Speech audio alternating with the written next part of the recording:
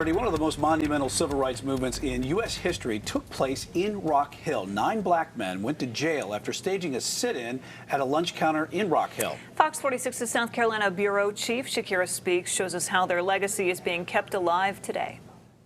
I always knew what this building was growing up, my mom and aunts used to come in here and shop when they were get little trinkets and little birds. Now he owns the building and the restaurant inside, Counter. And it's what he's done on the inside that's got the town talking. It's very humbling to be able to be in this building, but this building is just, it's history. I mean, that we just want to try to keep alive. Etched in the fabric of the dining area are little facts of history from January 1961. From the chairs to the wooden bricks on the wall, the details tell the story of how 9 men were jailed after walking nearly a mile from Friendship College to McCrory's 5 and Dine on Main Street to stage a sit-in. They were dubbed the Friendship 9. The biggest detail of their history is this counter.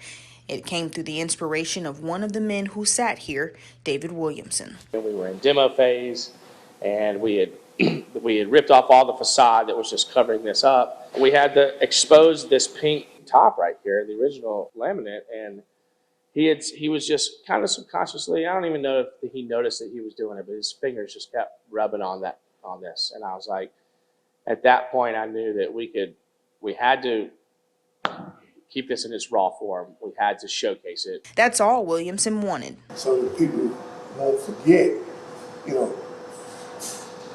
they forget it, our names and everything like that, but the action and the reason we did it was saying, that's why I was happy that he was going to restore it and bring it back to the original surface. He sits in the same seat he was pulled out of because of his skin color, and he'll be sure to tell you which one it is. I know it's number 6. And 60 years later, number 6 from the door has his name on it, another fine detail of the restaurant. We thought we could make sure that at least some of the Friendship 9, if we could hold on to that, that would be what we wanted them to see and do.